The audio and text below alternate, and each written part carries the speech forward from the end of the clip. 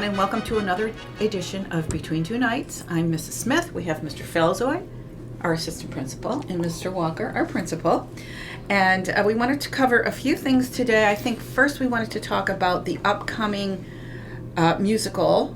Mr. Walker, do you want to give us a few details about that? Oh yeah, it's time for the Midnights to shine. The Wizard of Oz is here at Calkins Road, February 6th and 7th at 7 o'clock.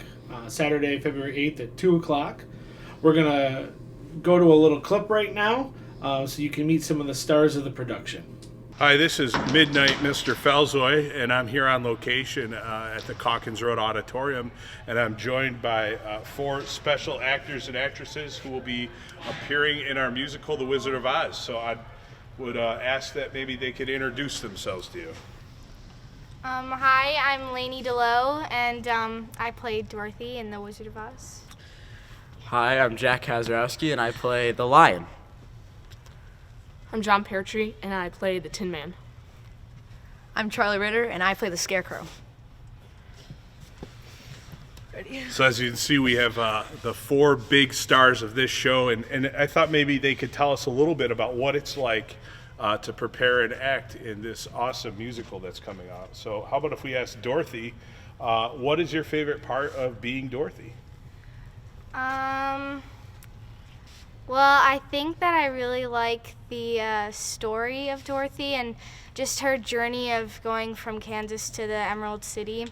It's a really good story, and it's so iconic that you just can never really get bored of it. And yeah, that's what I love about it. Great. For the Lion, my question for you is this: what can audiences expect out of this production of The Wizard of Oz? Is there anything special or fun coming up? What would you have to say? I would say that it's going to be very fun. It's going to be really a great experience, and then also that we have a lot of people, so it's going to be a lot of different dancing sequences with a ton of different people. It's going to be awesome. All right, and for the Tin Man, how about if we say this? What is your favorite part of The Wizard of Oz? Kind of like when we come to Oz, because it's like this big, bright city, and we're just amazed by it, and it's just going to be fun to see like all the people and the dancing and just like the togetherness that we have. It's a nice scene. How about for the Scarecrow? Do you think you could tell us maybe what's some kind of an insider story that maybe the audience would find interesting about what it's been like working on this crew? Yeah, it's been really fun. I mean, like for the musical, when you're in like this, it's almost like a family. It's just a lot of people coming together, and we're like we're just making a show, and we're trying to do our best, and it's really coming along, and it's pretty fun to be the Scarecrow, and everyone's important. Like the ensemble's super energetic, and everything is just perfect. And I'm joined here by Robin Beal. She's our director. And Mrs. Beal, what is it? Can you talk maybe about the cast and how many kids are in this, and maybe how they've been doing so far? Sure. Well, we have 70 students in the cast, and then we have an additional 50 some odd students that are coming from the elementary schools and faculty kids that are participating in the Munchkin scene. We have another 20 kids that are in the 20 kids in the crew, and 28 kids that are in the pit orchestra. So we have a lot of students involved in this. And then some amazing things to see is not only all of their hard work they've put together, and you can see how much fun they're all having with it as they've gone through the process, but also you'll see some magical things happen as well, because we have, I think, 11 kids that fly in the air.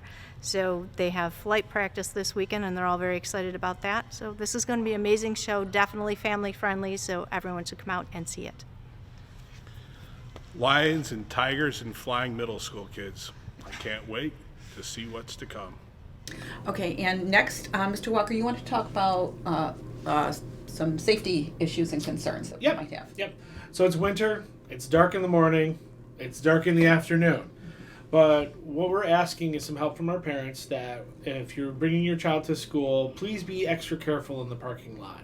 With it being dark, teachers walking across, and our kiddos getting dropped off, just make sure that you're following the signs and staying in the parent loop.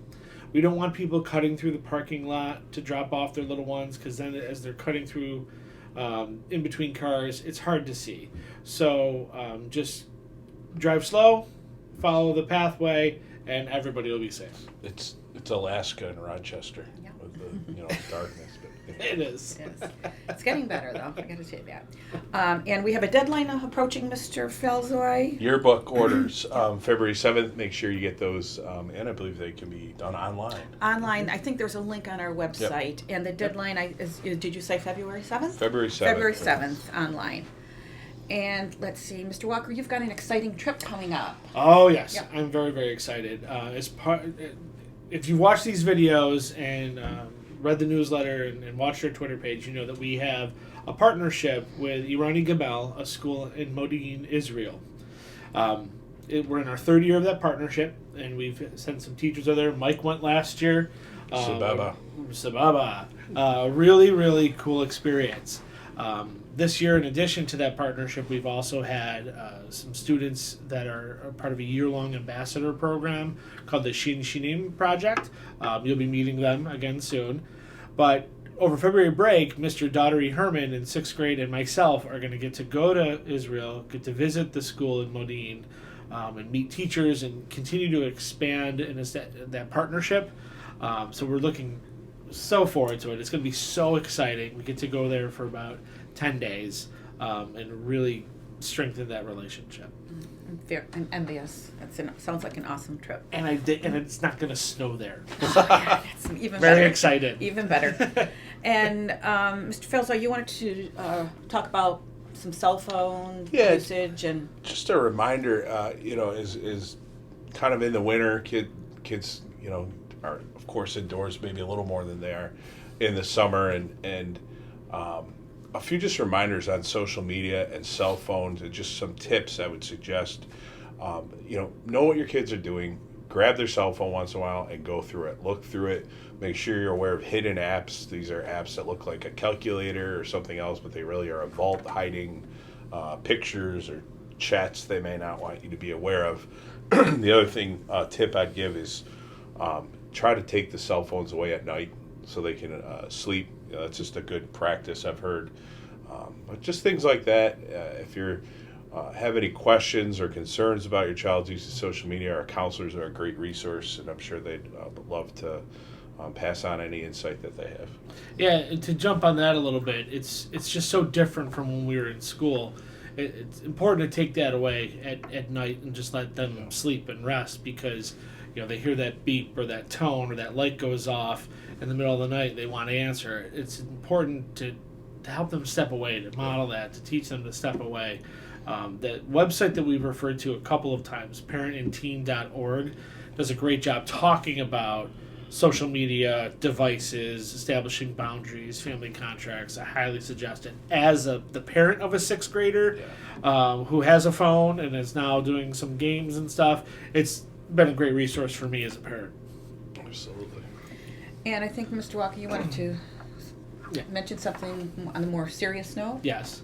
I wanted to just extend my heartfelt appreciation and thanks for the amazing community we have here in Pittsford. As you may know, earlier this month we lost one of our beloved colleagues and teachers, Mr. Jeremy Duntley, suddenly. The response from our teachers, our colleagues at the district level, with the TIG team, the grief team that comes in, the staff here at Calkins, and the parents, has been overwhelming and supportive. Everything from sending in meals or just beautiful email messages of support and memories, and helping our kids being able to learn and mourn and start to move forward. It really is just the epitome of what this community is. And through a very tough time here at Calkins Road, it's just been nice to feel that support, feel that care, feel that love from our community. So thank you. On behalf of all the teachers here and the students here, thank you. Okay, are we done? I think we're good. It's a wrap. All right, that's a wrap. See you next month. Thanks for tuning in.